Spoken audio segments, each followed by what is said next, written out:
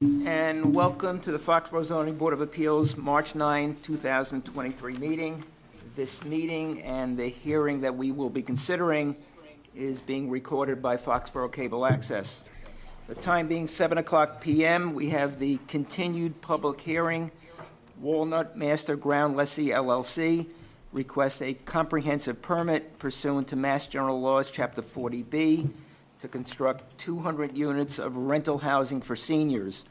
All 200 units, which will be affordable at no more than 80% of area median income. Property is situated on Walnut Street, Assessors Map 133, Parcel 023, in the R40 Residential and Agricultural District. With us tonight, in addition to the four of us here, is Dave Brown, who's a member of the board. Dave's a regular member of the board. As you may recall, he missed the hearing last month. However, he has watched the video, and thanks to the efforts of Diana Gray, we have a certification that's been filed with the town clerk. So Dave is not just eligible to participate, but also eligible to vote.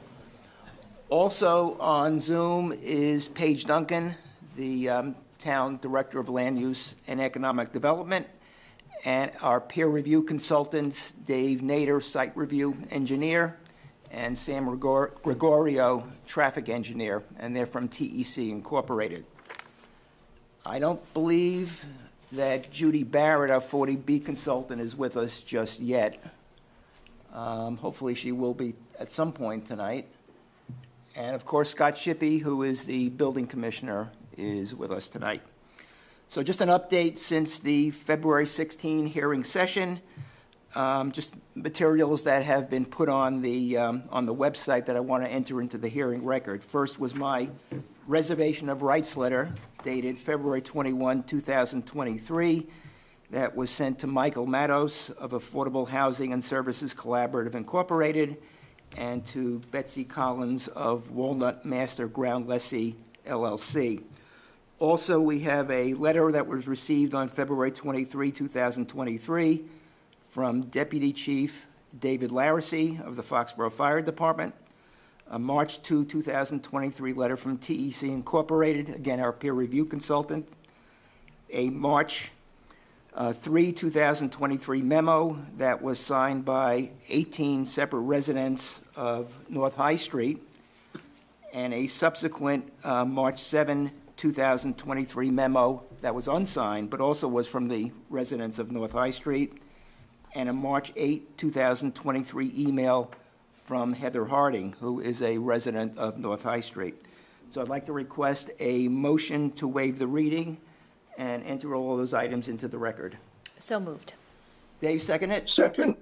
I have to do this by roll call. Dave? Aye. Kim? Yes. And Barney, yes. Frank, it's your show. Okay. Good evening. We got Attorney Frank Spillane. Aye. Bonnie, Yes. I don't know what would be the right point, but I do have a question or two about the materials that I've reviewed.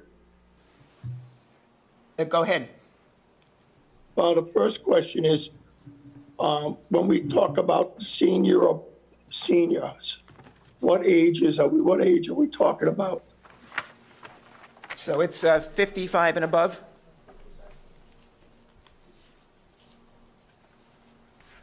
$55 and above, David. Okay, so anybody that wants a unit would have to be at least that age. Correct. If somebody is disabled, it could be a younger age, though. As well as anyone that's younger, David, and disabled, they can also get. Okay, I got you. So if I were 56, I would be eligible.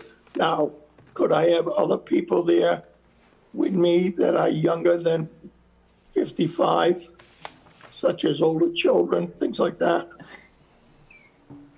They're all one-bedroom apartments, so you're limited by household size? They're all one-bedroom apartments, David, so you're limited. Okay, in all right, I got size. it. So you could have someone visit, but they couldn't really stay with you. Okay, all right, I'm good. Now, I just wanted to clarify, what we meant by the term senior. But 55. Okay. Thank you. I think I'll just hold the other two items. It seems like it'd be an appropriate time to bring them up later. Good. Frank, go ahead. Thank you. We got Attorney Frank explain for the applicant. I'd just like to turn it right over to Jesse Johnson of Weston and Sampson, so we can go over all of the civil issues, as well as landscaping and architect. And if time permits, we'll try to get into traffic a little bit. Jesse? Good evening, Jesse Johnson, Weston and Sampson Engineers, and I'm the civil engineering consultant for this project. I'd like to give you some background on how we approached the design, how we understood the site constraints, and how we've addressed comments that we've heard so far. So we can start off by showing you a little bit of a project summary, some of the things that we have for design elements and some of the things we considered. So we've been meeting with the community along the way. We had a first initial meeting with them. We've been meeting with town staff and also obviously with the Foxborough Housing Authority, taking that input and modifying the design so that you know that the plan that's before you tonight has already been modified quite a bit. It's already addressed a lot of concerns. We understand those. Certainly we can take some more feedback and try to fine tune it for you. And then letting you know that we have 3 buildings proposed. You can see the ratios of units in each of the buildings, building 1 and 2, 61 and 80 total units, and then the third building at 59. And then a total of 221 parking spaces laid out for all those, so you at least have a 1-to-1 ratio of parking spaces to the number of units, because we have a total of 200 units. We've actually done a little bit better than the 1-to-1. And then we've looked at energy efficient passive house design, which is what's required for this type of development in the building code and for the funding that we're seeking. And then also just letting you know we've tried to fit into this neighborhood as best we can. And we want to show you the aerial to kind of give you some context on the overview. So in showing you this, you can kind of get an idea, zoomed out, where we fit in the land, if you will, get your bearings where to page north, you have Route 140, you have Walnut Street on the page left, you have North High Street and the residence at the bottom of the page there. So given some context with the red being the boundary, and what we did initially when we took a look at this property is we looked at the geometry of the lot, just what does it look like? What does that kind of lend itself to? What are some of the restrictions that we're seeing initially that we know of? We have a challenge with topography. If you look at that bottom right corner, I would say, going from that high side with North High Street all the way down to the intersection with 140, that's kind of how the natural topography flows, and you got about a 30-foot grade drop from that high side down to the low. So that was something that we, right off the bat, said, what are we going to do about that grade change? How can we fit into that? And then we also knew that there was a pretty substantial isolated wetland that was in the corner of the property, kind of, right there where it's being highlighted. So that was something we were obviously going to be sensitive to. And then you have all the residential abutters that are on the higher elevation behind us that we saw where their property line was, where they were cleared to, what they had for structures in their backyards. We made sure we walked actually that property line before we did anything to understand what the existing vegetation looks like. We stood on that back property line and looked down into our property and looked up into theirs. Tried to understand what the understory looked like, what the vegetation was, and tried to get an idea of what we had to do to help supplement that. And then looking at that, we wanted to understand, all right, well, where do we want to put our access drive to make sure that we're far enough away from the intersections that we're concerned about, North High Street being an intersection up above us, and then down below where Route 140 is. And then we had to take a look at what are the soils like. You always want to know what you're going to be able to do given the soil types that you have out there. What does it say on the books, and then what is it going to say when you go and do actual testing out there? And then we tried to obviously take the feedback that we were seeing from the community. If you can go to the next slide, please. When you boil all that down, we took our first pass, and this is after about 2 or 3 refinements. We think we have a really good balance given everything I just discussed with you. We have our primary access drive, one primary access, far enough away from the intersections where we know it won't create any safety concerns. We made sure we had the proper site distances for safety. And then when we entered into the site, if you can kind of follow that entrance, we made sure that we put even a bend in the roadway so that if you were driving by, you wouldn't be able to look directly down the driveway and see this full expansive openness where we were developing. We wanted to have something that would kind of screen naturally where we wanted to fit the development into. And then with the geometry in consideration, you can see we have almost like a long linear layout to the property and to our design. That was something we wanted to do on purpose. You can see the buildings are following that way. We're trying to work with the topography as best as we can. So the buildings ended up being a lot longer.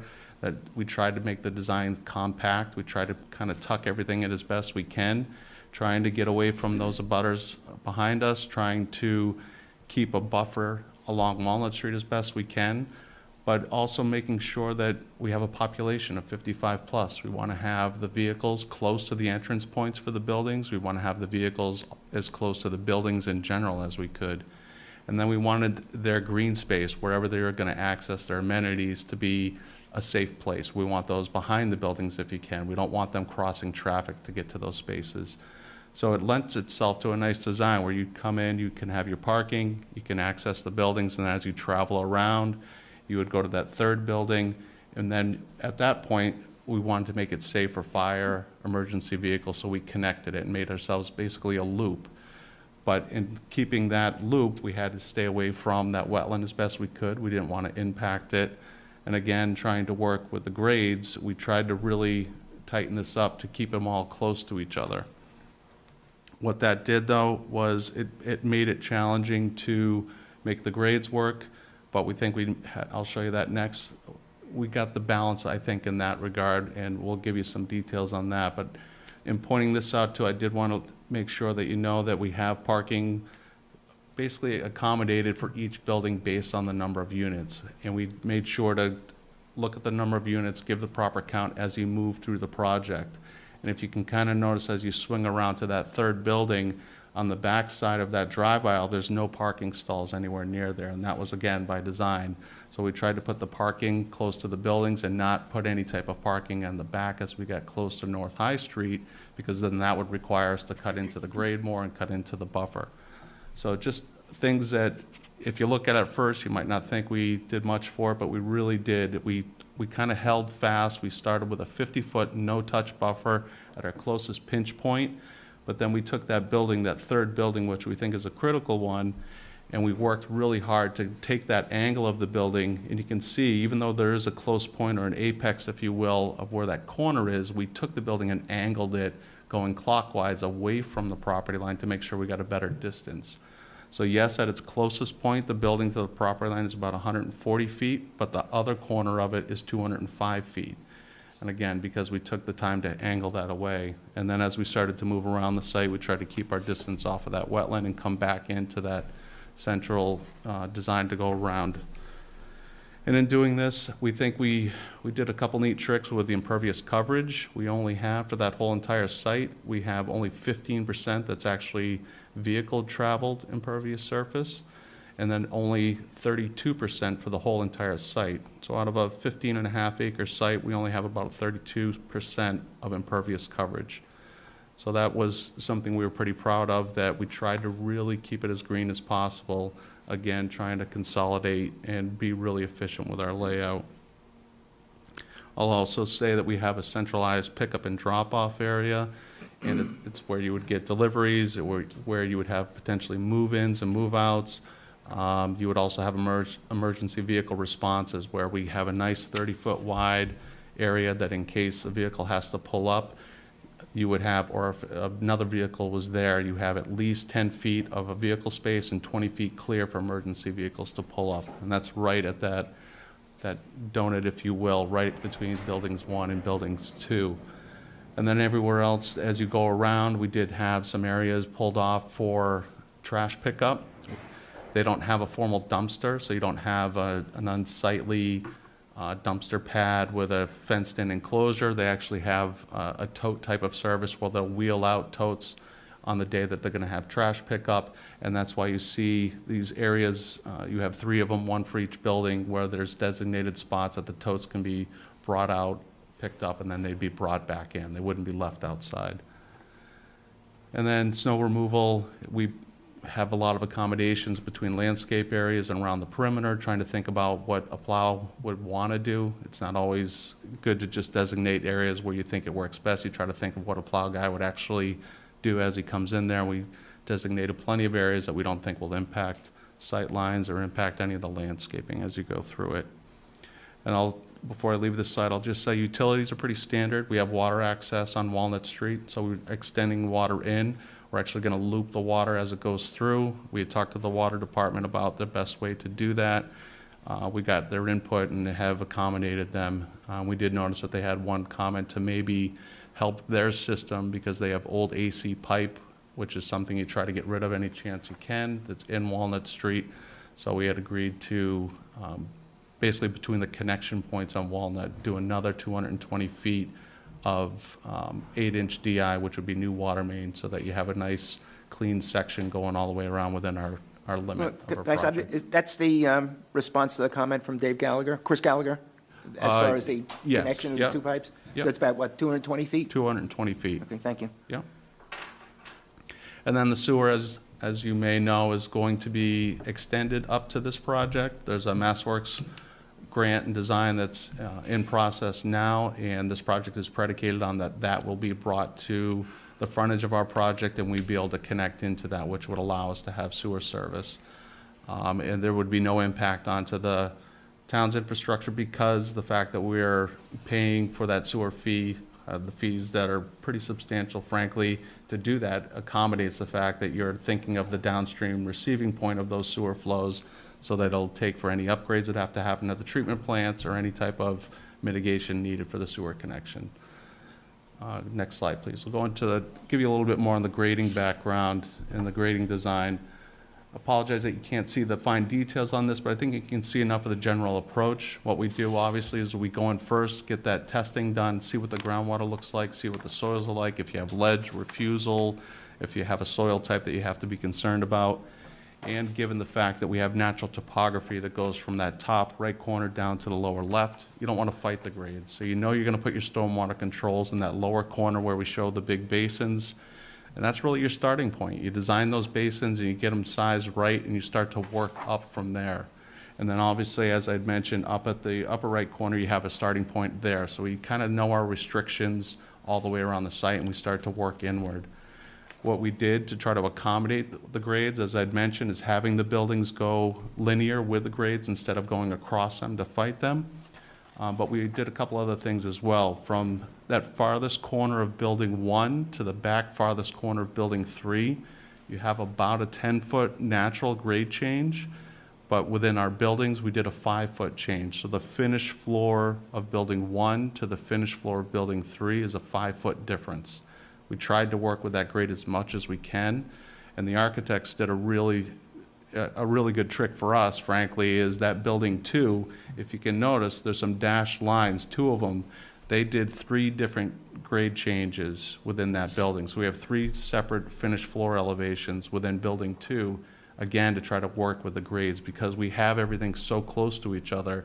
If you think about it, if we kept them all the same grade, we would have a huge cut in the back and a huge fill on the downhill side. So we tried to keep it tight, but yet still work with it by dropping those floors internally on that second building and work with the grades. And what that allowed us to do is to have a really nice usable area for the amenity space behind it. Again, not to have too big of a cut in the back, so we could minimize our impact and have a bigger buffer going towards North High Street. And then also not have a huge shelf on the downhill side towards Run 40. So again, trying to balance the site out as best we can, but yet still accommodate stormwater design of what we need. And then looking at the stormwater, we looked at what the local regs were, the state regs, and knowing that down the line, you probably have heard that rainfall amounts are going to be increased at some point. They're not on the state regs yet, but in our office, we're seeing them come up in a lot of communities, and the DEP said that they are essentially coming. So we went forward and designed the stormwater system to accommodate those increased rainfall amounts. So we went above and beyond the local and state standards on that front. The other thing that I'm proud of that we did is usually you look for, and standard 3 is a reduction in the rate of runoff, and just the rate of runoff from pre-development to post-development. We actually did not only the rate, but the volume. So the total volume generated by our project is reduced even with the higher rainfall amounts from pre-construction to post. And then also, because we have properties up above us that are draining onto our site, we accounted for those. So we did our analysis going uphill to make sure we captured anything that's going to be received into our project and ultimately our drainage basin, and make sure we're not blowing out the right-of-way down below us. So we were sensitive to that as well. And ultimately, when we fit that design in, we got a water quality volume 1.5 times the minimum required, and a recharge of putting that water back on the ground 2.5 times of what's the minimum required. So that's the overall drainage design. And then I would just finish on saying that I think we did a good job on kind of balancing this site again, trying to work with what we have. We don't have groundwater anywhere coming out of it. I think you can see in the peer review, all the comments are essentially acknowledging that we've hit all those standards. And given that, I think you'll be happy to see we've done best we can on this. I don't know how much more we could do on, to be honest with you. But with that, I'll hand it off to Jonathan Law, who is the landscape architect for this project, and he can run you through some of the elements on it. Good evening, everybody. As Jesse mentioned, Jonathan Law with Weston & Sampson as well. And me and my team worked hand in hand with Jesse and his team to grade the site. As he talked about, we had extensive meetings and lots of back and forth about how we can grade this site because of the existing challenges that we face. And knowing that the end users of this site are going to be people 55 and older, and obviously some of those people will be not able-bodied like most people are. So when we looked at this site holistically, we felt that it was important to have ADA access throughout the site, which we've managed to achieve. We have no stairs into any of the buildings. They're all at-grade entrances. As Jesse mentioned, we work with the architecture team as well to help develop building 2 and split it into 3 different elevation entries into those buildings. Obviously, amenities are a really big thing today in any type of development for housing. So we have amenities for the residents there, ranging from community gardens, so raised bed gardens, again, thinking about people with disabilities or who might be in wheelchairs or find it difficult to bend over. We have pickleball court, bocce courts. We have an internal loop around the exterior of the site, but then also on the interior we have a big open lawn with a gentle slope on it. So if they want to gather there and have family days or people playing concerts and things on a small nature, we can accommodate that. We also have a small dog park and a putting green. When we graded the exterior of the site, again, we were thoughtful of how can we place this site within the existing context, but at the same time reduce the amount of trees that we are removing. We understand we're removing a lot of trees because it's a naturally wooded site today. But when we looked at grading and placing the site within here, we were cognizant of how could we tie in the new grades as quickly as possible into existing and still create nice landforms, but also reduce the impact that we have on the removal of trees. So if we didn't need to remove trees, we haven't. Speaking of removing trees, we've added hundreds of new trees. The planting, we've based, where possible, on native plant material. That includes trees and shrubs. And as I mentioned, we've been very cognizant of screening the abutting neighbours on North High Street. We've placed a long linear vegetated buffer of evergreen trees, which doesn't exist today within this woodland. Certainly not to the extent that we're proposing here. And as also Jesse mentioned, we thought about how can we place parking close to the building and provide people with disabilities access in and out of those spaces. I'll go to the next slide. So the rendered plan is the one that you saw that was our concept. This is currently where we're at. So we're starting to think about species a little bit more and sort of placement on a real drawing or a construction drawing, let's call it. And as I mentioned earlier, we've added over 200 new trees. So 133 deciduous new trees and 105 evergreen trees. Spaced throughout the site to help reduce heat island effect. Obviously, that's a big thing today, providing natural shade to parts of the site for residents to enjoy. In the center of the site that connects Building 2 and Building 3, we have a small paved plaza that is a place where, again, residents can enjoy a fire pit, a small gathering space for outside dining. We want to create spaces with, links with the building so they become indoor and outdoor spaces for residents. So again, that's important to us. We want to feel like the site is available to everybody at all times. And we have another small patio space between buildings 2 and building 3. So as I mentioned, we've started to think about species. It's hard to see on this slide, but everything that's highlighted in yellow is native to our local Massachusetts, New England. So as you can see, the majority of the species that we're proposing are native, which we understand is a big thing with the regulations in town. So, again, as Jesse mentioned, with drainage and stormwater management, we're going above and beyond, and we're also trying to do the same thing with the site design as well.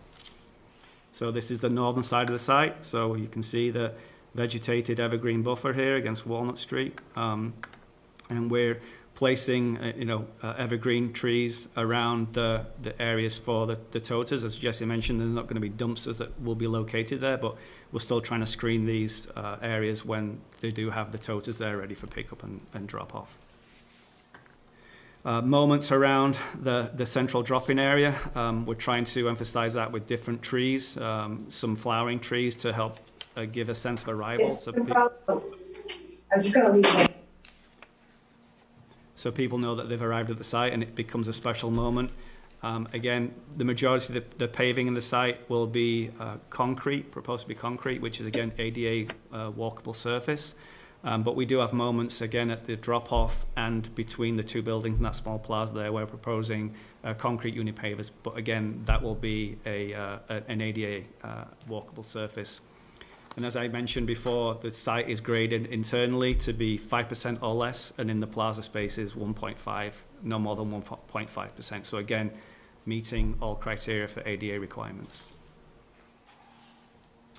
And then this is the south side of the site. So again, you can see this evergreen vegetated buffer that comes close to the abutting properties on North High Street. And as Jesse mentioned, we were thoughtful in how we can situate the site on this existing lot.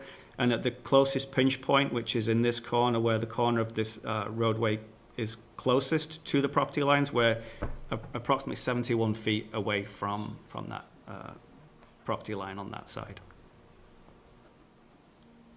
And with that, I'll hand it over to Rochelle. Thank you, Jonathan.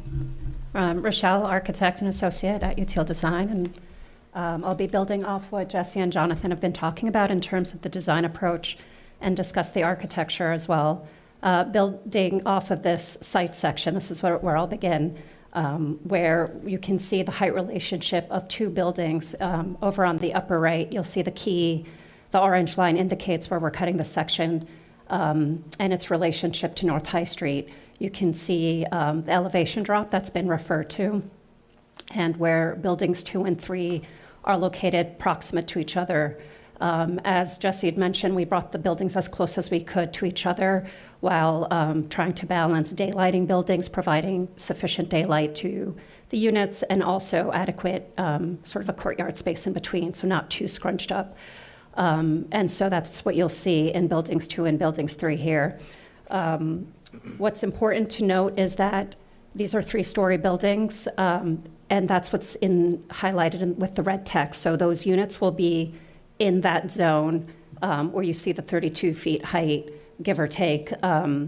That's where we've have the 3-story units. We've been trying to minimize actually, be really efficient and really thoughtful about the floor-to-floor heights so that we're keeping the profile as low as possible.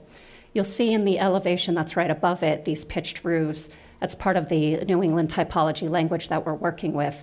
And that lends some of the height beyond where the residents will be living. So that being said, back to the site section, the units are within that 3-story section, and then anything that goes higher beyond it is part of the pitched roof language, but there's nothing in it that's occupied.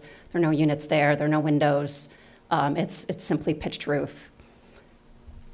Moreover, you can see with the grade drop, the buffer in section that Jonathan and Jesse have been alluding to, as well as some of the additional screening through the shrubs and the coniferous trees. Next slide.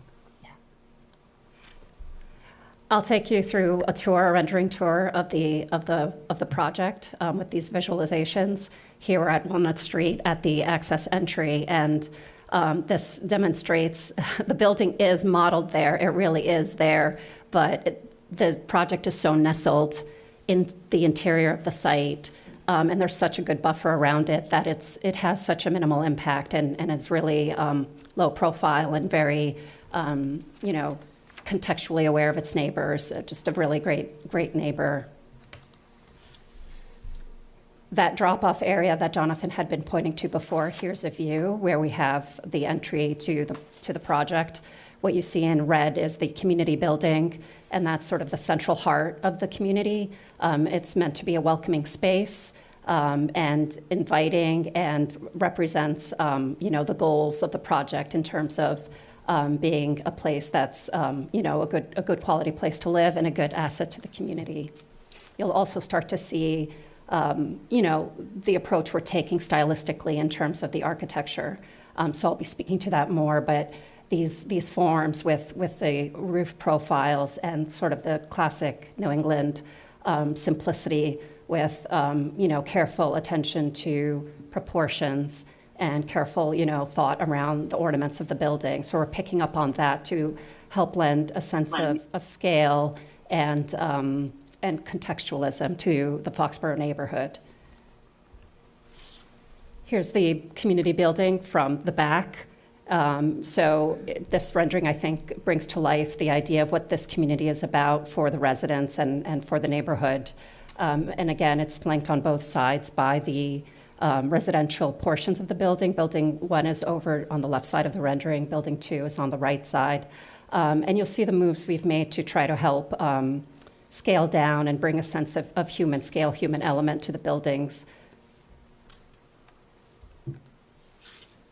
And with this rendering, sort of stepping back, and you can see the play of rhythm and language of that pitched roof idea, just sort of building up and creating a little sense of, sort of a little cluster, a little village, so to speak, with that intent.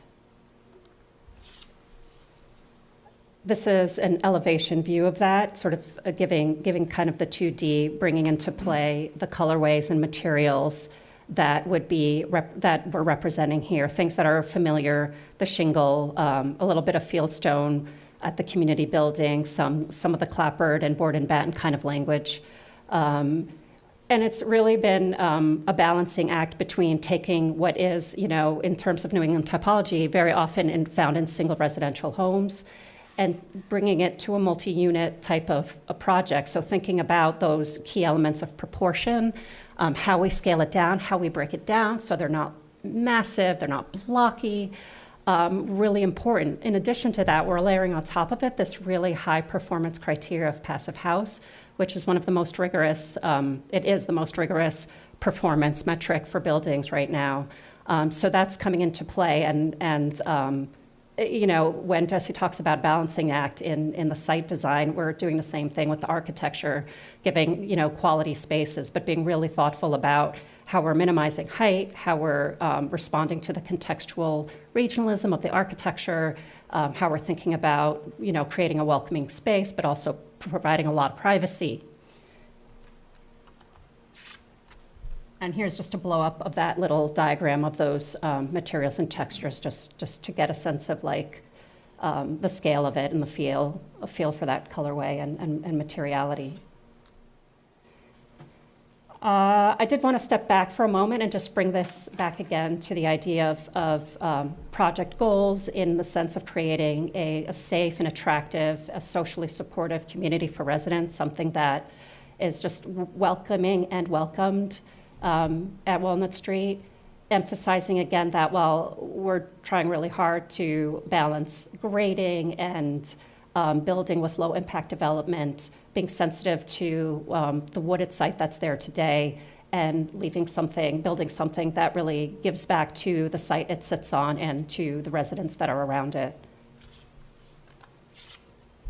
And this is just a final slide, just giving a sense of what these units are like. They are all one-bedroom units. As we mentioned at the beginning, they're very efficient, very clean design, a really nice, high-quality space for the senior population that will live there. So just sort of a really sort of rigorous design approach from the inside out. Thank you. Can you go back about, 10 or 12 slides? There was one that showed elevations. Section, you mean? Yeah. That's one. Yeah. So, as I understand what you're doing, you're going from right to left. You're going from some of the properties on North High Street? Yep. Okay, so it appears to me that none of the two buildings that you're showing on this site exceed in height because of the elevation, because of the grading, any of the homes on North High Street. That's the intent, yeah. I mean, we don't know the heights of each and every, Yeah, in this example. yeah. Yes, the height of the roof on North High Street is approximately, it's about 2 feet difference depending on the building. The height of the buildings on the project. Now, the trees that you're showing would be the trees that would be, well, both on the North High Street properties as well as trees that you'll be retaining, as well as the evergreens. The trees on this land between North High and the property, a majority of existing trees that are going to remain. As I mentioned, when we graded the site, we tried to be cognizant of keeping as many of the existing trees as we can. Yep. And we'll be planting or offsetting the removal of trees that are closer to the drive aisle with an evergreen buffer, which you see closest to the drive aisle there. Okay. Which doesn't exist today. There's Right. not really an evergreen screening buffer between Right. in this wooded area. Okay.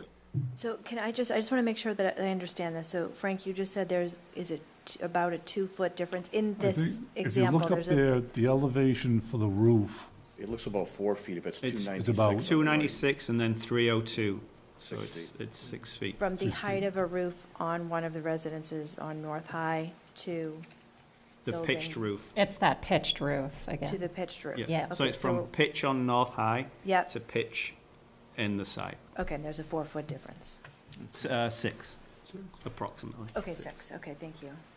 And what's So- the closest point from Building 3 to any of the homes on North High Street? I know you said that it's 140 to the property line, but as far as the home, any idea? I'd have to scale that. I don't know the homes. We were trying to do to the property line just to be 578 to the far conservative. side, you're probably talking about 500. So I can, if I go to this, Yeah, and that diagram that you were looking at, where we captured that section was a 578, oh, okay. you know. I can go back to that. Yeah, 578. And if you imagine that these, along the street, the houses are, fairly consistent with where they're located, then this gives a pretty good order of magnitude. Okay. I So, think I heard you. Bonnie, Yeah, go ahead. maybe we could ask if they could put together a drawing or a profile that would demonstrate what the project would look from the abutter's property line or something like that. We've done that before. Could you do that? Yeah. Okay. I don't know what the right term is, an elevation profile. I'm not sure what it is. so from North High Street, Yeah. looking down, Yeah, what are they gonna see when they look out their Trees. windows or? Yeah, when I look at, one of the maps, it looks like, from the closest point on Building 3 to any of the properties in North High, I guess would be the Prosser property. So that might be Could you say that again? the Prosser property Okay, on North yep. High, Prosser. So I think that might be a, to do an elevation study from that point would probably be helpful. Yes. Could you go to the next slide, please? So it looks like that's the entrance from Walnut Street currently, right? And I see a sidewalk there. Where does that sidewalk continue on to? That sidewalk is not there. We originally put a sidewalk to connect down to the new intersection at 140, but that's been since removed. Okay. One of the concerns I have is that piece of Walnut Street. There's like a Ditch. on Yeah. both sides there. Yeah. Is there anything going to be done about that? So I've had conversations with, I had a meeting last week with the DPW, town engineer, also the water department to go through the letter that was sent to us, because that was raised as a possibility. What I pointed out was actually that ditch has got jurisdictional status on it. There's a flagged, if you look at our survey, there's flagged wetlands all along the ditch, so we can't fill it in, otherwise we'd be filling in wetlands. Also, if you do something like, let's say, close that up and make it a piped system, you've got to put it somewhere. And you'd end up heading towards Mass DOT's jurisdiction. And Mass DOT has had a real hard stance of late of not wanting any direct connections from outside of their right-of-way, anybody's drainage to go into their system. So we'd have trouble getting that permitted, for one. The other part of it is if you try to do a sidewalk or something like that, you would have to then create drainage system to accommodate it. So then it was discussed about, well, guide rail or something like that. We felt that because of the jurisdiction of those wetlands, we would have a hard time doing it. So I won't speak for the DPW, but it was thought that they would look into it further and see if it was something they could do, given it's been on their right of way for a long time. It wasn't something they were going to look to try to have us solve. So this image shows that ditch has been mitigated, and that's not the case. Yeah, this image was done initially when we thought we were going to do it, and then I started to look into it further, and when all the things I just So how are you going to get in explained. and out with the two entrances if you have to keep the ditch? We'll have to bridge over it and have just a culvert pipe that allow the flow to still go through, but that's just it. You bridge over it, have a culvert that lets the flow that's going by now continue, but that's really it.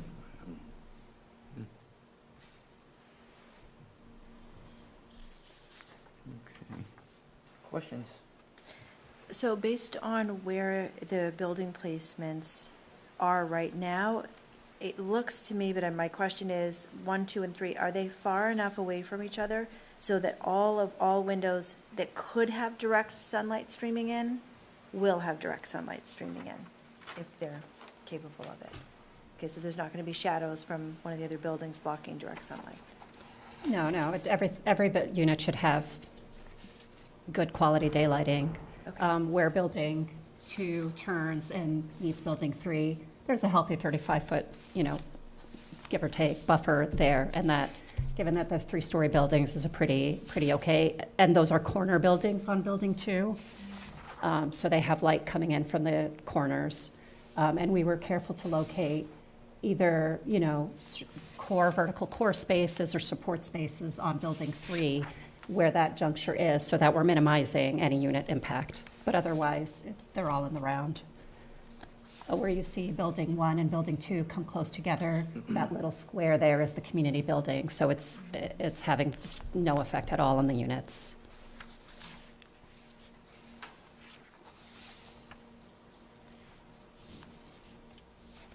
Could we take a look at that entrance again?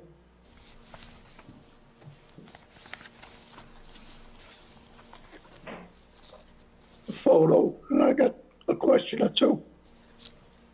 So, how many cars could go up that and queue up the driveway with down to Walnut Street? The reason I ask is I'm just curious if there would be a problem with any kind of a internal traffic backup affecting vehicles on Walnut Street. If I understand are you asking the queue that's on site for people that want to leave our project? No, trying to get in and, they're up to the parking area and having a Dave, turn or hold on. whatever. Dave, hang on for 1 second. You have your traffic engineer here? No, but I can speak to it. Okay. I'm pretty 'Cause well versed in the wanted to traffic study. hit the infrastructure and the site first, and then we can Sure. talk about traffic. Yeah. Because we do have our traffic guy with us, so. Yeah, and I can certainly talk through the traffic report, their approach to it if we need Okay. to. And then we'll have formal responses to all the initial comments by the next meeting on the Okay, 16th. go ahead and respond. to Jess, the report. how long is that access boulevard going into the site? That's a good question. It's over 100 feet, so we just to, I guess, jump forward a little bit, the traffic generation for this type of use, a land use code of 252, which is senior living, multi-unit senior living, is at the maximum on peak hour only 59 trips. So if you think about it, in 1 hour, 59 trips, that's one vehicle per minute on average. And that's a trip is either leaving the site or coming into the site. So let's say you have half and half, maybe you got 30 trips leaving it in an hour, you're not gonna have a queue, I guess is my point, that would be coming in or out. It's not gonna have an impact. I would just say overall, and certainly TEC can speak to it, they had a statement in there that it was, in their opinion as well, that this was a project that was a negligible impact on the intersections and the roadway system adjacent to our project. But there's going to be some engineering done on the intersection of 140 and Walnut, I presume. That's right. I believe it's TEC as well that's been working on those designs and working with Mass DOT to get that finished. Yeah. Okay. Very dangerous intersection right there now. Yes, that's right. So it's going to be, the level of service is nowhere near where you want it, I guess is the best way to put it, and the signalized intersection is thought to improve it greatly. Yeah. Dave, you had another question? No, I'm all set. I just wanted to get a feel for it. Kim, anything? I did want to ask one other thing, since we're talking about landscape. Looking at TEC's letter from March 2nd, page 5 of 8, number 11, adding drainage structure within the landscaped area to the south of the site to capture off-site runoff. We'll probably address that afterwards, but just wanted to see what you were thinking about that. Yeah, that's a good one. I wasn't quite sure what they were, if I look to the south, it looks like area that's running off towards the right-of-way of 140 and the highway, so I wasn't sure if that's what they meant by saying to the south. Well, let me do this. Dave Nader? Because he can probably best respond to what that's all I'm about. here. Dave? Can you hear me? Yes. Perfect. So this comment was in relation to closest to the abutters, I guess to the south. So if you're looking at the plan south of building 3. So the landscape area, as you alluded to in your, when you were talking about your drainage, you accounted for all of the runoff coming from those properties, which was great. But I believe the comment was essentially the way that it's shown now is that all of that runoff would eventually go over the curbing that you show into the drive aisle and then be captured in a catch basin. We just suggested putting area drains before it got to the drive aisle. Oh, I understand now. So the concern is potentially if we're generating enough runoff that's coming off property onto ours, is there any potential for erosion or an increase in the runoff going towards our paved area that's in front of building 3? We did look at that. We did actually a quick calc of just the runoff generated uphill, that subcatchment. I wasn't seeing anything that we were overly concerned about, and because of the slope, we wanted to try to, again, keep it flowing naturally towards that parking. For us to create a low point, we'd have to pull it back off of that back of curb and create a low point, which would force us to increase the grading, frankly, towards that abutter, or put in a retaining wall, which we were trying to avoid. You can notice we don't have any retaining walls anywhere, and that was by design as well. We were trying to stay away from those as much as we can. If, in fact, when we do individual analysis of each catch basin, we're finding that a catch basin is getting overloaded, that's when we would add an area drain somewhere else or try to add another catch basin. So I'd have no problem saying a statement that when we do further analysis for building permit, we'd add additional catch basins as needed. And the vegetated area will help with reducing the amount of runoff as well that goes through that space.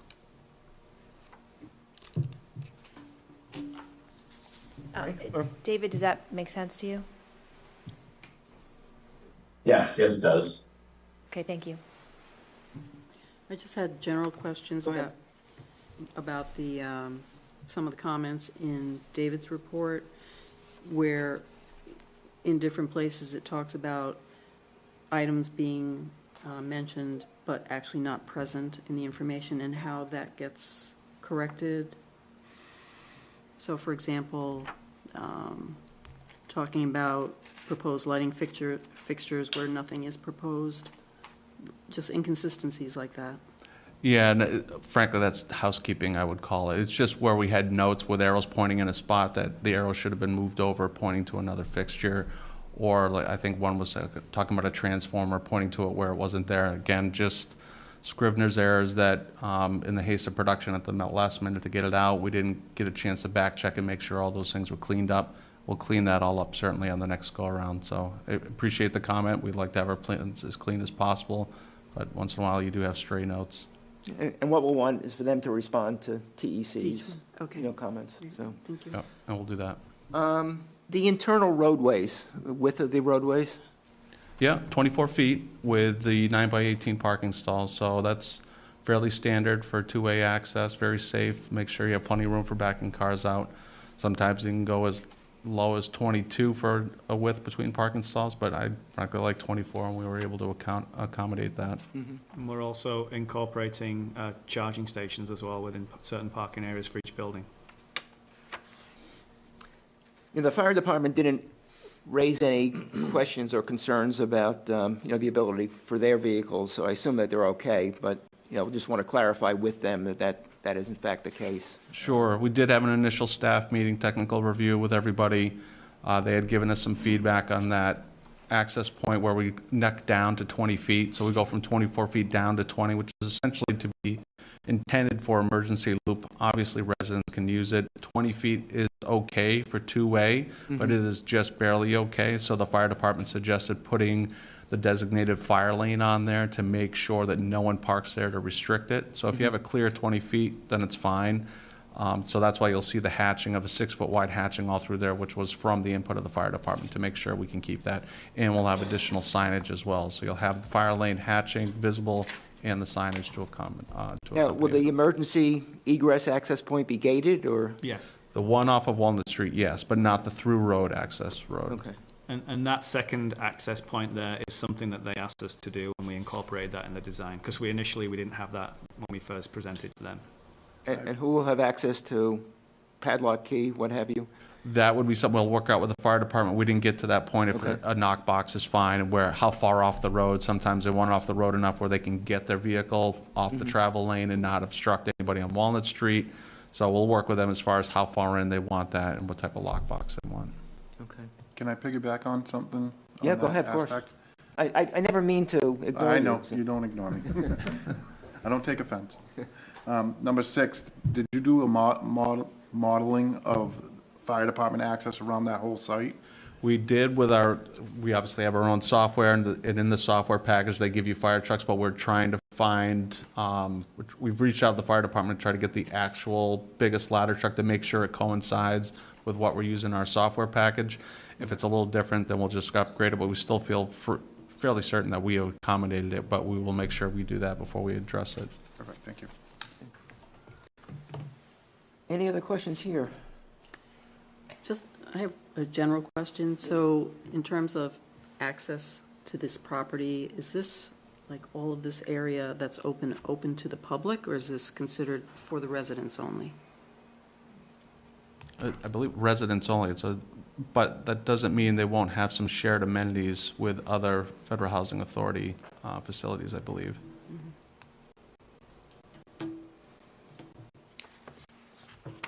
I want to ask a question that, and I think, Greg, you're going to be the right person to respond to it, and we'll get to the public in a bit.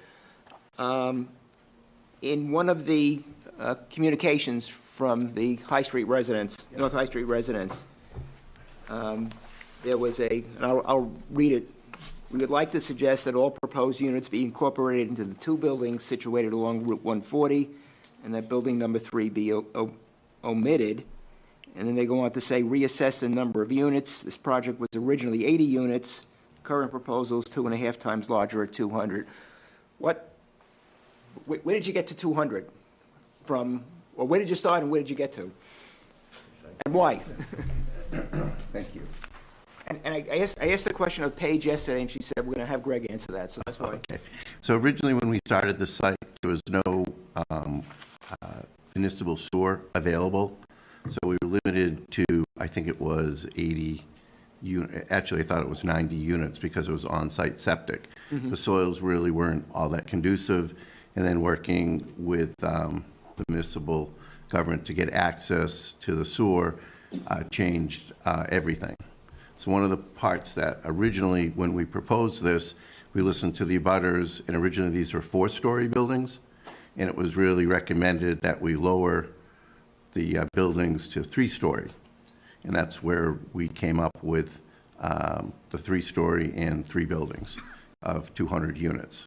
So we were trying to get as many units as we could without destroying the site and having a huge impervious material, and also working with the developer to see what was financeable.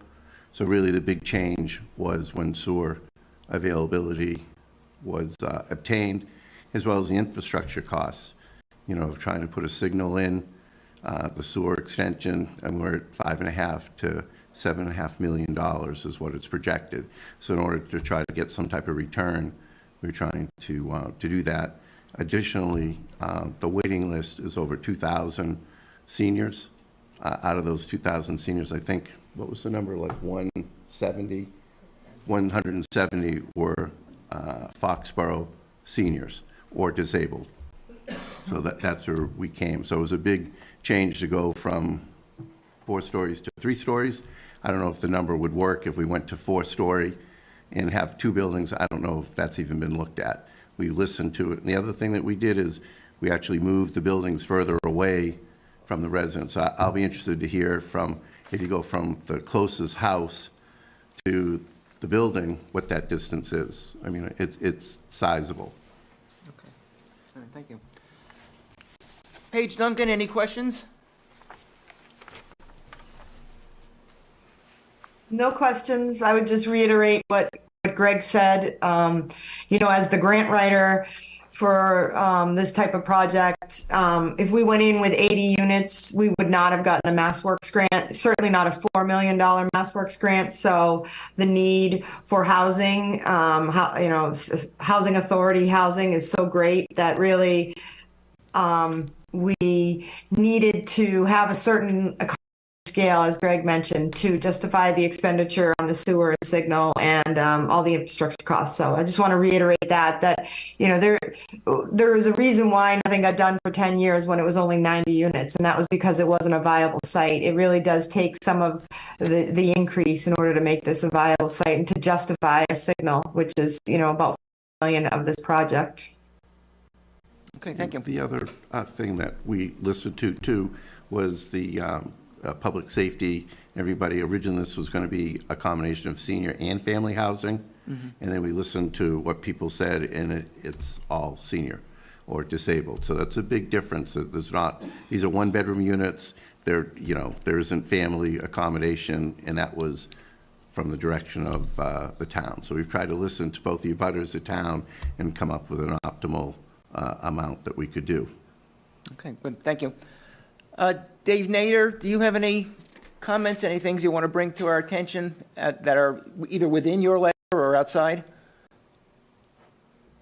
I don't believe so. I can do a general overview. I'll keep it quick of the letter. But I think overall, you know, through the thorough site and stormwater review, as well as traffic review that we did, we ended up with about 24 site comments, 11 stormwater comments, 14 traffic impact comments.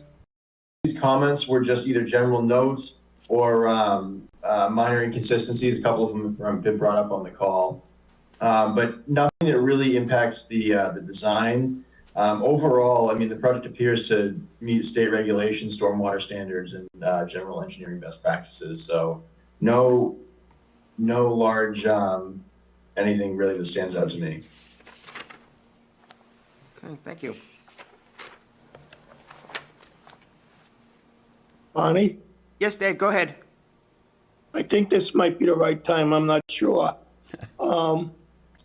Edward Galley sent in a letter and he's asking about sound barriers down towards 95. Is that, I'm not sure how you even, if that's a good idea or how it would be approached. Is Mr. Galley here? Is there a microphone up here, Diana? At the front? I don't see one.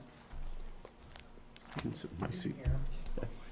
You can sit up here. You can put this one maybe over there. Oh, here comes Mr. Weber. You can see if there's one up there. Barney, can I ask a few questions? Yeah, of course. With the design on it, are these buildings contain elevators? Yes, So every floor is accessible, yes, every building has 2 elevators. 2 elevators? Is it sprinkled? Yes. Okay. All right, there's a microphone, yes. Okay, you had sent, actually, even before we got the application, you had sent an email, and you had talked about a sound barrier because the sound coming from 95. Correct. So, in general, what are you talking about? Where would you talk about it? So right now, during the winter, you can hear, well, the vegetation's all down. You can hear the off-ramp and the highway going through. So when you take away that forest, it's going to get much louder. You can hear it down at the end of North High Street to the point where you can't hear someone talking to you, because when they built that other project on South High, they cleared a lot of that stuff, so it's pretty loud. So what I've seen on like 128 and a lot of different highways, they put those sound barriers in, and I assume it makes a big difference. You know, so I think the buildings are gonna probably help a little bit, but I think once you clear all that out of there, it's gonna be pretty loud in the backyards. So let me ask you guys a question. So if there were to be sound barriers, where he's talking the general area, that would mean more trees would have to come down, I would assume. Most likely, yes. Okay. Yeah. Now, are any of the evergreen plantings, would that be in that area to eliminate Yes. some of the sound? Yeah, and I think you raised a good point as well. The buildings will help. I mean, that's one of the benefits. You can kind of look at that image right there. It'll help with the 140, given that we're going to have now a physical block between it. It's not just the vegetation. Unfortunately, with the angle of where the on-ramp is, we're not doing much to probably hurt that or help that towards those residents. I think you're still getting a large section that's going to be cutting through, but the increase in the evergreens and the buildings, I think, would only help. It wouldn't hurt it. But to put in a sound wall, I think it'd be a lot of money spent to get rid of trees and not know if it would really make a difference, because it'd be hard to strategically know exactly where to put it to be the most effective. When you see them on the highway, and like right here, like I'm located right around here, this whole area here, I mean, you'd have to even go further than that, but you just put it right along the edge of the road. So you're really not killing anything, because, you know, that's already cleared anyway. Although the edge of the road is getting outside your property. Yes. Yeah, I understand. It would be something MassDOT would have to get behind. Well, that's what I'm Yeah. getting at, is if you collaborate with the state to have that done, that would make a difference. I'm not saying to put it near our property or on your property, but that's generally where they are, is they're right at the highway for that buffer and sound. But is the noise really coming from the on-ramp or from the highway itself? You're getting both. So, you know, sound barrier right there isn't really gonna have much of an effect, I would think. I mean, we're located right here, and we hear it, all this.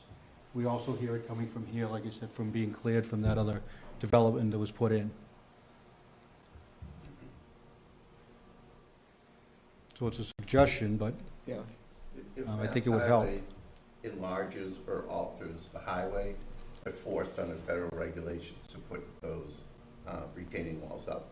And for someone that lives right on the highway, I mean, my backyard is right at 495 and 95 off ramp. You know, I understand what they're saying, but the noise obviously is more during the winter, but nothing can be done, and eventually they will put those sound walls when they go to alter the highway. They're required by federal law to do that. But that's actually on federal, it's on state or federal highways that they're doing that. So I think what we're saying is trees are the best, the more trees, the better. It's what we can do under our control, I guess, is the best way we can.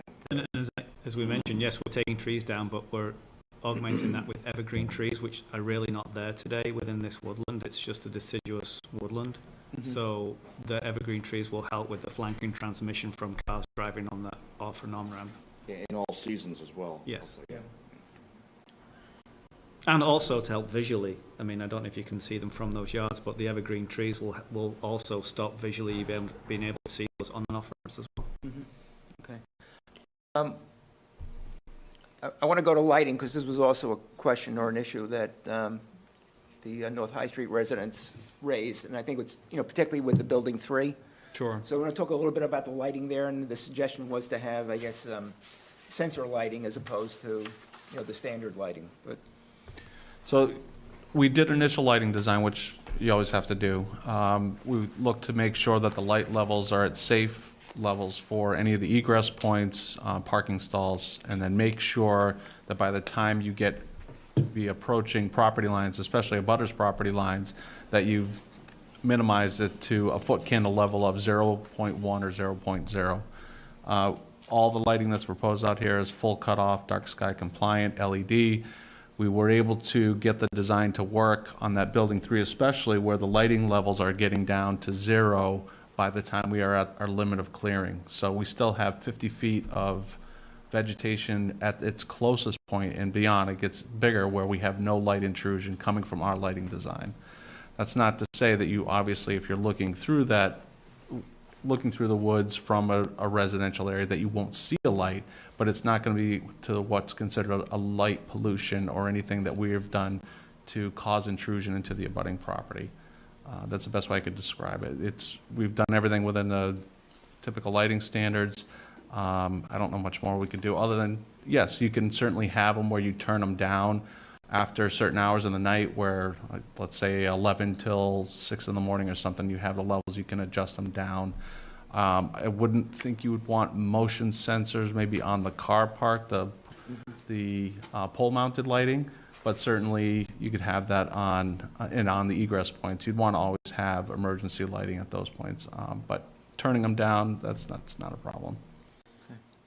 go ahead. So I just want to go back to the letter from the residents. So given that the original design was considering 4 stories, is there anything that would prevent that from being workable? Because I just did some simple math. If you added X number of apartments to building 1 and 2, 1 story up, you would still hit that 200 mark potentially, unless there's some structural reason that that can't happen. So I think that, what I was reading is it would be more desirable to them to have that up front, farther from their property lines. Yeah, there's a couple things with that. There is a financial component. So if you think about it, there's 3 buildings here. They can't fully build out the site all at once. It's going to have to be at least 2 phases.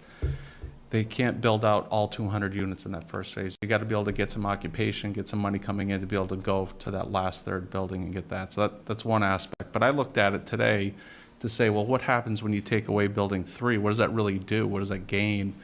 If you think about it, just take that access road, the emergency access road, and keep projecting that in a straight path so that you keep that loop, because we still would need a loop, and bring it around, come around building 2. You still need parking stalls on both sides. What I was finding is that you only get a savings of about 50 feet to the buffer at that closest point. So right now we have a 50-foot pinch point at the apex. It would probably go to about 100.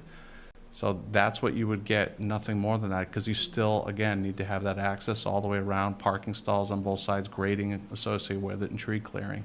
So that building 3 was designed so that we could get it pretty close to 2. That's why you have that leg, if you will, on it that points towards 140.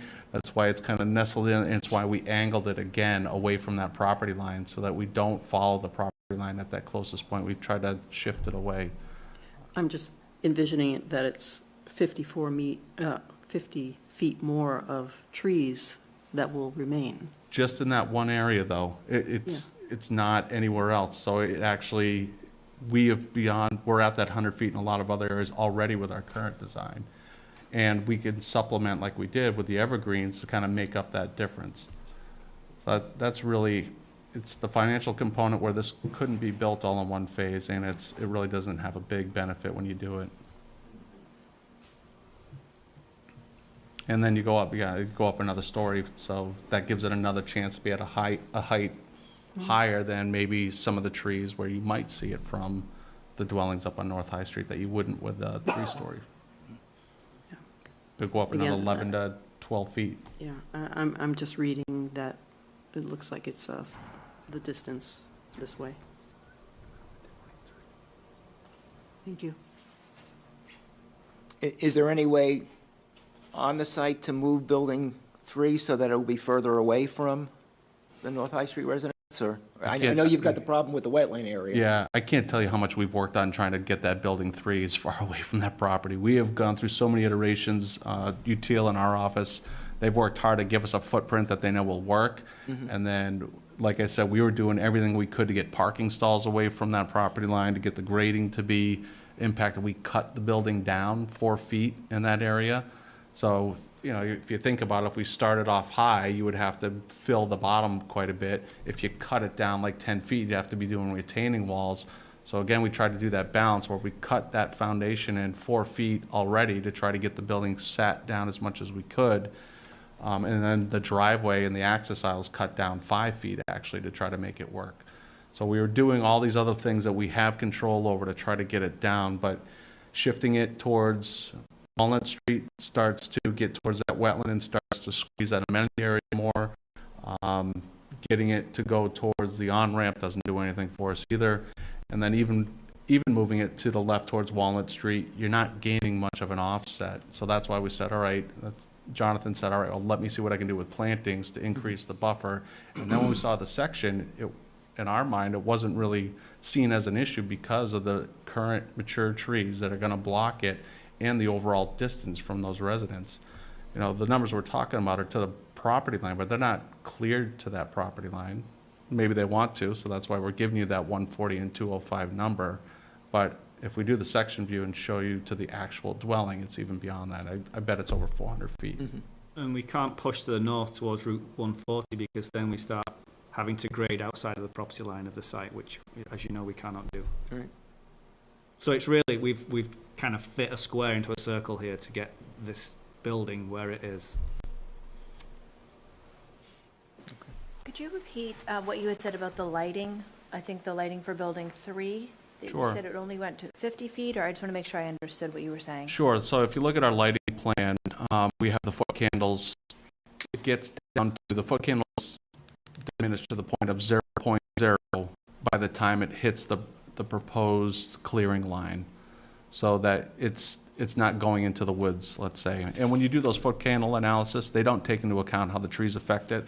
They're looking at it as if it's a completely barren site, so that's even a more conservative thing, but it still is showing that the foot candles have gotten down to 0 by the time we get to the 50-foot point from the property line. So it doesn't even go near the property line, it still has a 50-foot buffer. There's no light pollution going beyond the south side of the road, access road. May, at certain points in the winter, might they see some light? Potentially. But as I said, we've got a large evergreen buffer there, which once that grows, I mean, we've purposely put evergreen trees that get a really large size there. So once they've matured, I doubt you'll see anything from, you won't even see the buildings basically from those back gardens. So could you please just show me with your little arrow on there, what would the 50, what you just said, that it would go down to 0.0 when you get close to the clearing It's line? basically So what does that mean? this line here, right, Jesse? Yeah, that's it right there. So the light pollution, so the spill of the light fixture would stop at this curb. It wouldn't go beyond that. If you're looking from a house in here, could you see the light shining down? Yes, probably. But as I said, once that evergreen buffer grows and matures, the likelihood of that is pretty slim. So it could be seen if you were looking for it, but it's not going to be spilling into people's windows. It's the same thing if you're looking at your neighbors, you're gonna see their Right. porch light on, but that doesn't mean it's really intrusive into your property. And again, these are dark sky compliant, so it means the light, there's no wasted light, there's no light that goes up. It's, the focus of the light is down to the ground.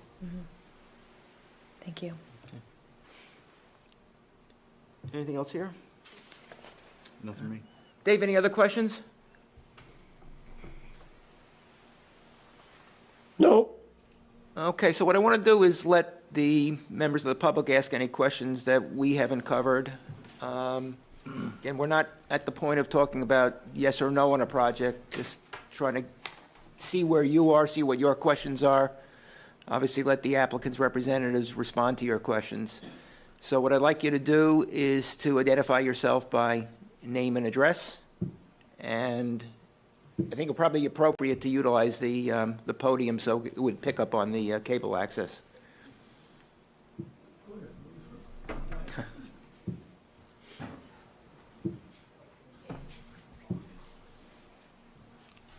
I'm Natalie Prosser from 58 North High Street. I'm the one with the barn, which I have a question as to, have you guys walked the property yet? Next week. Next week, okay.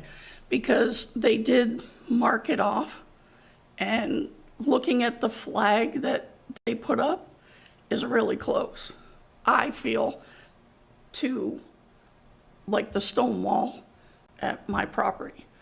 And I'm just not sure what that flag means as to what is that where the driveway is and how much vegetation is going to be put there, because there's really not a whole lot of trees.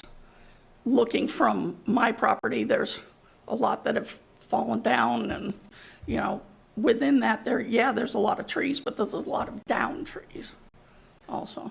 So I know that we talked about flagging where the driveway would be, where the entrance point would be. Did we also talk about flagging where the boundary line would be, Frank? Or do you know if Bill did that? I think Bay Colony was out there, and we're going to do certain, the access ways, certain corners of the buildings, and certain locations on property lines, and I would guess the wetlands area too. I can elaborate a little about, I just got a printout of the staking that was done. So they actually did the corners of the building as requested. I think you're probably looking at, they also did center line stationing of the access drive.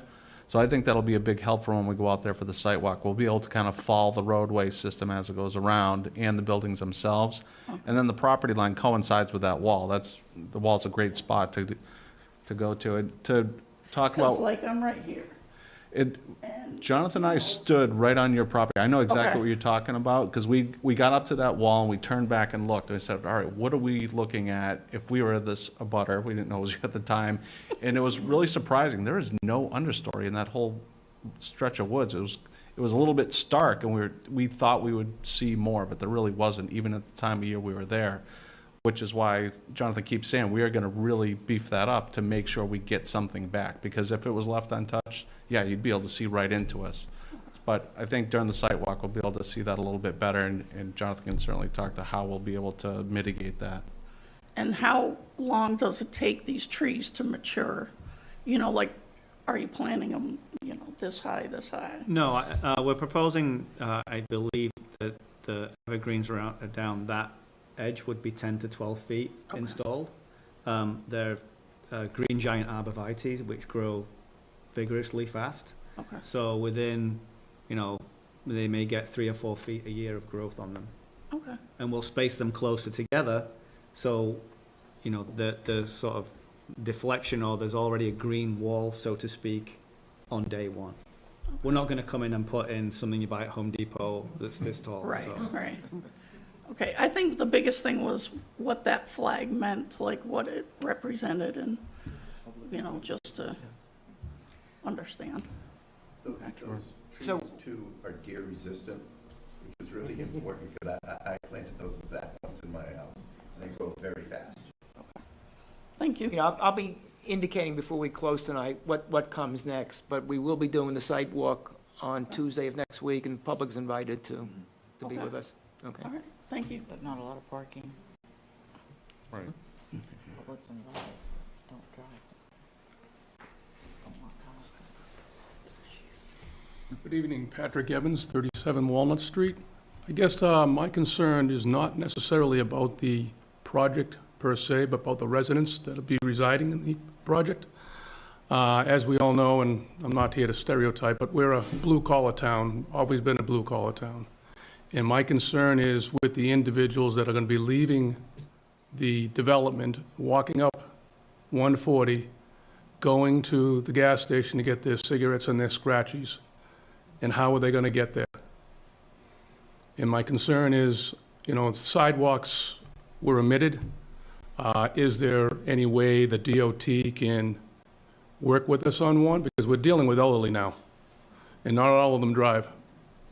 And I guess the concern is not, no offense, a tree here, a tree there, but somebody getting hurt going up 140 during rush hour traffic. So I guess that's my question about how we're going to take care of the people 55 and above that are going to be residing in this residence.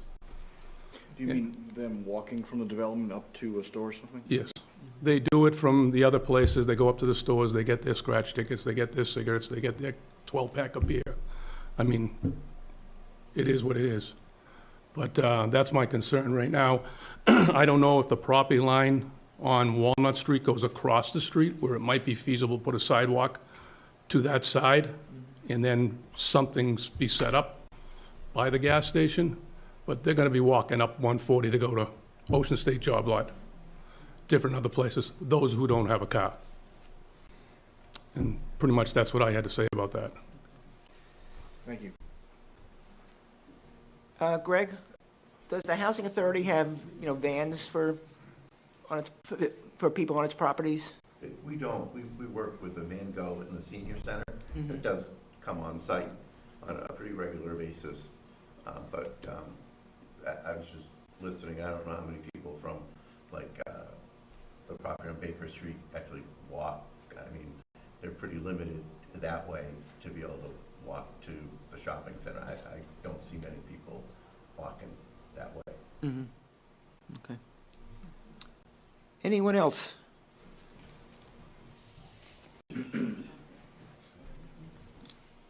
Hi, my name's Lisa Cassette, and I live at 60 North High Street.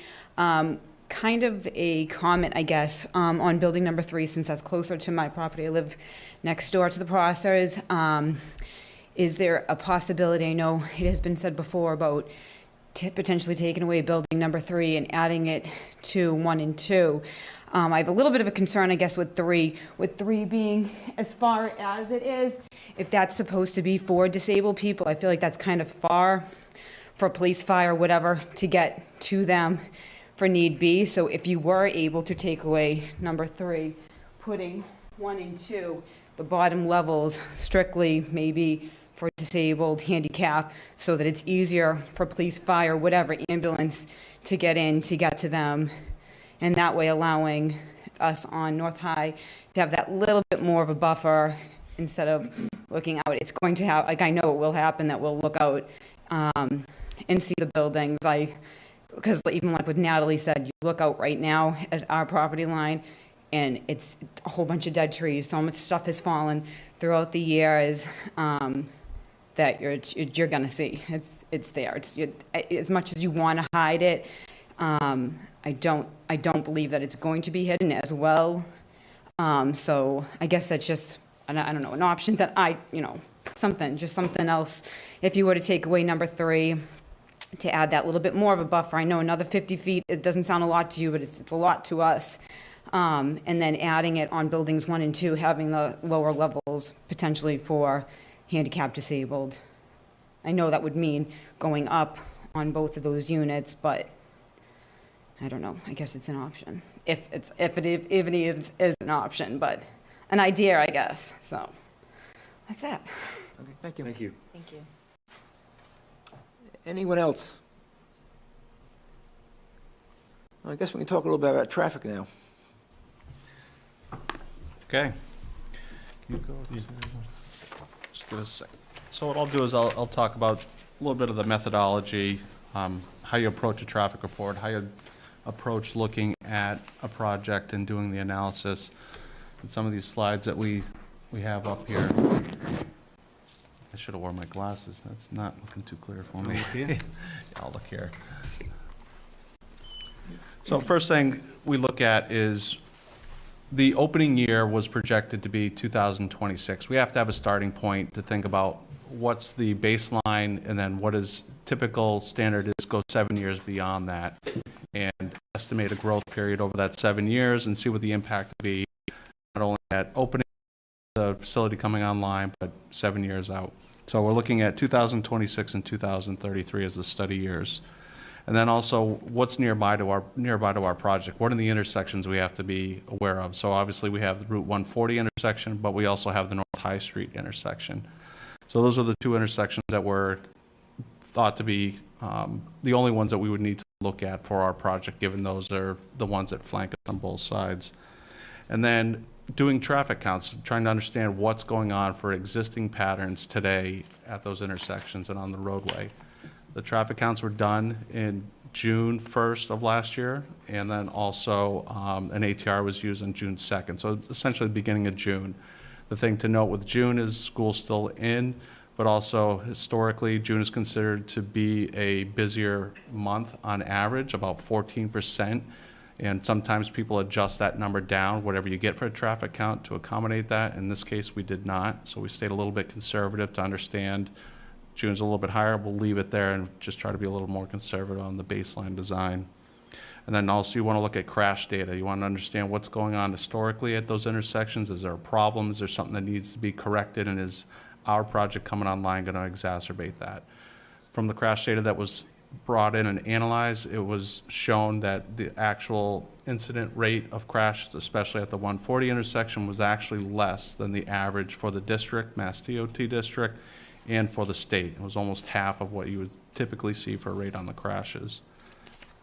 And then the other thing you obviously want to do is wherever you want to put your site driveway, you got to be cognizant of what your intersection site distance is and what the stopping site distance is. So those are measured at the point of where our actual driveway was proposed to be done, taking into consideration of what the existing vegetation is, what our sight lines are, and they were shown for the measured speed and the design speed for that roadway that we met or exceeded all the recommended standards for the site distance. The other issue is the background growth. So as I mentioned, that 7-year time frame, you want to understand what's going to happen on average. Sometimes, depending on what the community, you look at different background growth. I believe was investigated within the town to look, and also the report that was done by TEC for the intersection, and 1.8% was used for the background growth. That was applied every year over that 7-year period, so you could understand in the future what you'd be at that 2033 level. And then you want to understand peak hours. You want to understand peak hour in the morning, which is the 6 to 9 period, and then it was going to be peak hour in the afternoon. Those are when you're getting the highest levels of traffic impact at your intersections, on the roadway system, level of service, and that was 6 to 9 and 3 to 6 for the PM. And then, as I mentioned, I think early in the presentation, you want to know what are you generating for the project that you're proposing. So I mentioned a land use code of 252. That's the ITE manual that says for the particular use you're proposing, what is the number of units, what is the rate it generates. So for the AM peak hour, it's 46 total trips. So that's trips in or out.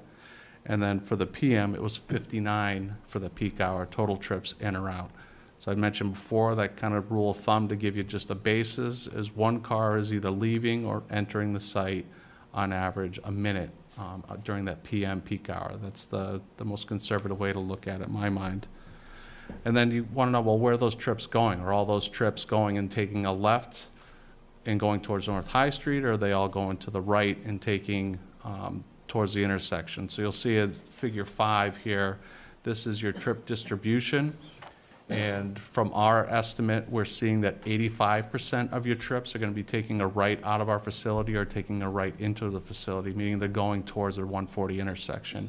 We're only sending roughly about 15% towards the North High Street intersection, which is a good thing. That means we're not sending it to the residential neighborhood. We're sending it to the roadway system we already want it to go. And that makes sense. People are going to be commuting towards the highway, most likely.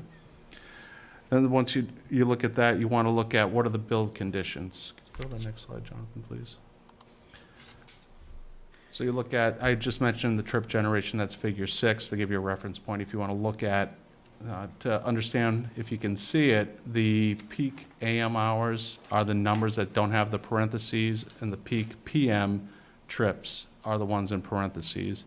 So if you look at, let's say, our driveway, for instance, it shows in the parentheses a 23 and a 24. That's saying the trips leaving our site during that PM peak hour, where 23 are heading towards the Route 140 and 4 trips are heading towards North High Street over the course of an hour.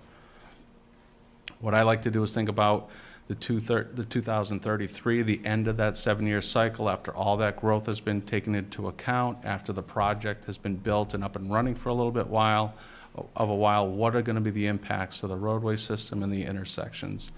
And what I would say overall is that there was no change in the level of service from a degradation of one value of the service down to another. It stayed, if it was a B, it stayed a B with our project coming online. Frankly, if it was an F, it was stayed an F. We didn't improve it, certainly. But there was no decrease in the level of service from the existing condition after full build out to even with our project coming online. So essentially, our project is not negligibly impacting the roadway system or the intersection. And I believe TEC reiterated that in their conclusions at the end. And I will finish by saying we are aware of their comments. Our traffic engineer will formally respond to them by the next meeting on the 16th, but I want to give you a kind of a general overview, and I can try to answer any questions you might have on that. Is there any questions here? No. Dave, any questions? No. Sam Gregorio, do you want to summarize your findings and ask any questions? Sure, I can speak, excuse me, I can speak to TEC's traffic review, so everybody can hear me, right? Yes. Okay, I just want to make sure. So for members of the public, my name is Sam Gregorio. I'm the senior traffic engineer at TEC. So we are the traffic consultants on behalf of the town in this particular case. So TEC did have several comments related to the traffic impact analysis, and we'll say that most of the comments are generally related to process and documentation, just to make sure that the town has all the information they need within that traffic study, including the appendices. But that being said, overall, we have a general agreement for the assessment of what was shown by Weston and Sampson in their traffic study for the impacts that we would see in the site. That includes the overall trip generation from the project, which is expected to be lower than what would normally be seen in a residential development. I mean, the key part of that is it's a 55 over community, 1-bedroom units, not exactly what you would call for there to be any but maybe a small amount of children total. So then just a number of traffic trips per person coming out of the development is not what you would typically see from a normal residential house or normal residential apartment complex. A lot of the residents aren't going to have normal day-to-day jobs. Some of them will, but not all. There's not going to be a lot of trips for instance, just going to dropping your kid off at soccer practice type of trips. So that just overall number is much lower, which is what they did show in the study. And those numbers do come from an industry standard manual, the trip generation manual, which is updated very often. It was last update was, I believe, just a little over 2 years ago. This is including data just up to the point of when COVID started. And these numbers are based off hundreds and hundreds of traffic counts all across the country for these similar type developments. So it is something that there is known data for the types of units, the amount of units, the time of day, et cetera. And in addition to that, one of the things that wasn't necessarily brought up again by the applicant a couple seconds ago, but there is the project out at Route 140 and Walnut Street to reconstruct the traffic signal. Reconstruct the intersection with a traffic signal, which on its own greatly will improve the overall operations of that location, especially for those coming in and out of Walnut Street, where right now you are basically subject to a stop sign and the overall high volume flows and speed for those on 140. So the operation's getting a lot better for those getting in and out of Walnut. And obviously the safety factor of the signal itself, where you're not necessarily competing with the high speeds of 140, you get your green light when they get red. Will greatly improve that location. The design for that signal, which is still underway, but the traffic analysis for that signal, which was completed a little over a year ago, did incorporate this project. So the signal has this project in mind when it's going in. Obviously, it's obviously somewhat connected to the MassWorks grant. So there's no surprise of extra traffic from the site that's going to change what would be in that design of the traffic signal. The traffic signal incorporates it already. So other than that, again, there are some comments that TEC had on the traffic, more of that documentation and process type comments that we are aware that Western Central will be getting back to us on. And so at the next meeting, we'll obviously follow up if there's any additional things that might come in terms of traffic. Sam, with the intersection work, will there be right and left turn lanes? On Walnut or on 140? On Walnut going to 140, or even on 140. Will there be a right turn lane off of 140 as you're heading towards the highway into Walnut? Only because I do not have the plans right in front of me. I can't answer the question directly at the second. Okay. But it's an answer I could definitely have you at the next meeting. I just don't have it physically right in front of me at the moment. Okay. I know there are new turn lanes on 140 for the left turns in order to provide them a stacking space so they're out of the way of the free flow movements on 140 when the green light's on. So that obviously provided them that extra phasing into the traffic signal as well to get those left turns, a protected green across the other approach where there's two lanes coming at them, will also greatly benefit not just, again, this development, but the residents of North High Street and Walnut Street. And I want to go back to a question that Dave asked earlier about queuing on Walnut Street. You see any issue with that? So the study provided, and I'll have to find the exact number. I'm trying to open up their traffic study right now as I speak. But they provided a number for what they would see as the queuing on Walnut Street post-project. So once the project is built, just give me a second. Just trying to find the exact number. So they're looking at a potential for what we'll call the max queue at about 200 feet. So that's 8 cars. So again, that's the maximum. So what that means is basically the worst 3 minutes of the worst hour of the day is what we would see as that queue. So anything, most of the rest of the day is much, much less than that.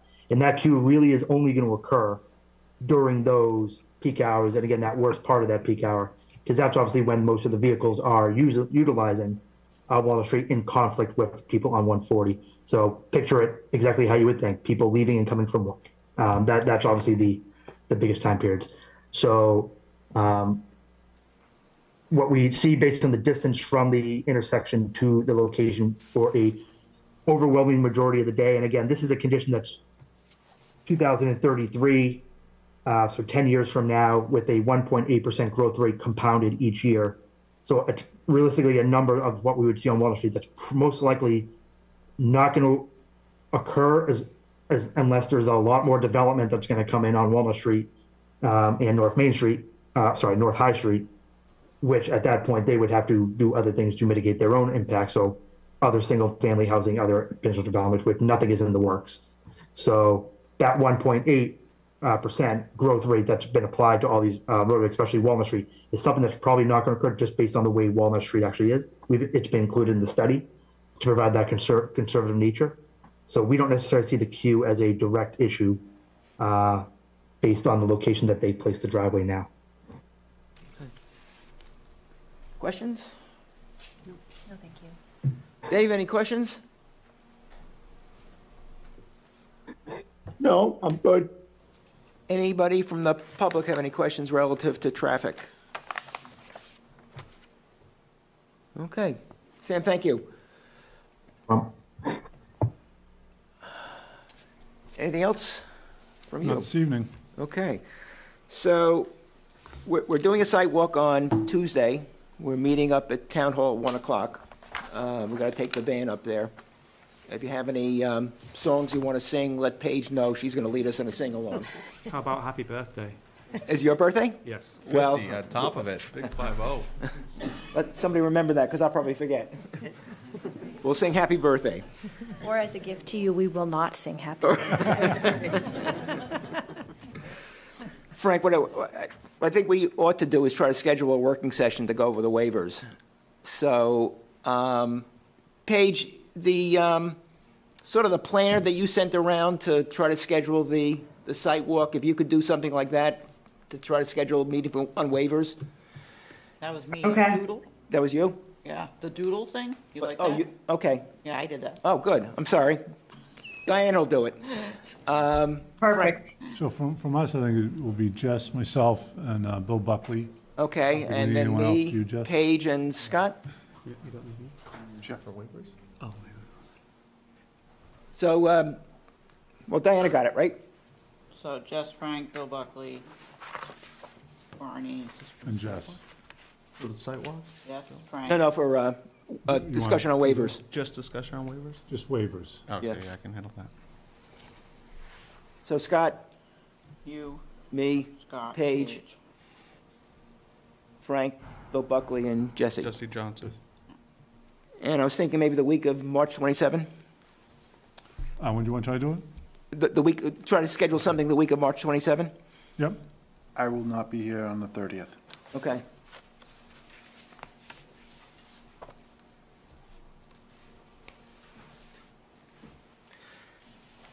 Now, we have a regular meeting next week. We got a lot to do next week. We got a lot of heavy things to do next week. You know, I want to keep some momentum going on this. I would like to see the elevation report or that we talked about, study, whatever that might be Elevations from called. North High Street.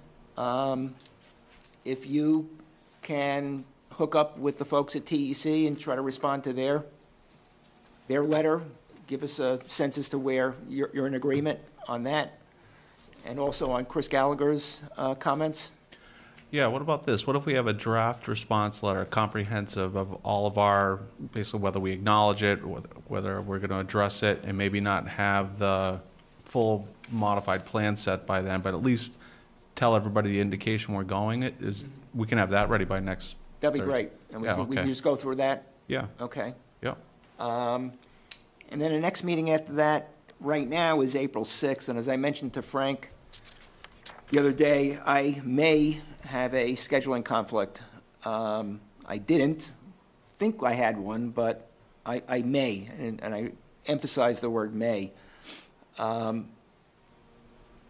thought it might be possible to meet during the day. I know that would be convenient for you. Would that be convenient for others? I should be able to. But why don't we wait till next week, and hopefully by that time I'll have a better sense, and we can, confirm. Okay? What time during the day would you be thinking? Maybe like 4 o'clock, something like that, 3:34. Yep. That's just that letter.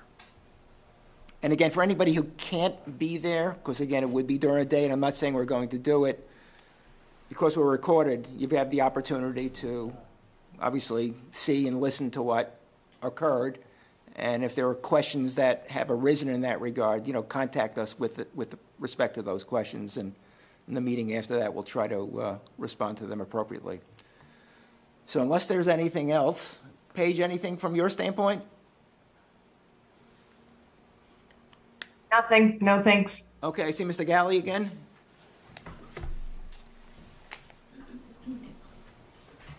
Just a short thing. Are we going to be getting something showing a different perspective? We talked about it earlier, showing the point of view from our properties, looking in at your That was property. the elevation they were talking about, yeah. That's elevation in. Are they going to actually show what the building, how we would see the buildings and stuff like that? And I thought the best place to do it would be from the Prasa property, because that's the closest to the building, to Yeah. Building 3. Yeah, you can get it either side of the barn or Yeah. whatever. Yeah. That'd be good for us to see. But you want it from North Street, not from their property line, Right, from, North Street. right, basically from the house is where I would want it, Yeah, going down towards the building, Okay, so we're gonna do it from North Street? Yeah. Not from the house, okay. as opposed to the building to the house, no, from, Or from the house, or from the property line, I just wanna Yeah. make sure. well, I'll leave it to you. What's the best way to do it? I would think from the house? because from the street is the highest Yeah. point, so, Yeah, standing next to the house. Well, when we did it previously, we did it from South High Street, Yeah. looking down. Okay, So that's what I was imagining, we would do it from North High Street, okay. Yeah. from down. Yeah, that makes sense. thank you. And you'll have that, you'll be able to have that for next week? Yeah. Okay. We can turn that around. So, Diana, what's our best bet time-wise for next week? Well, depends on how long Spring Street takes. Well, let's guess about an hour. So if we're starting sound at, good, we're Scott? starting at 6:30. Give or take. The I billboard's have to gonna be open the hearing continued. on the billboard, and I spoke with Bob today, so he's going to continue it. And we have Spring Street, So figure that's 6:40, we start Spring 40. Street, so Start Spring Street. 7:40, so 7:45-ish. 7:45. Which one is Spring Street now? That's the appeal. Oh, right, okay. So if we put this on for, we'll put it on for earlier, but figure we'll start at around 7:45, Sure. maybe go 45 minutes to an hour? And we're sure that the, there won't be any ones that could be continued in front of us possibly? Well,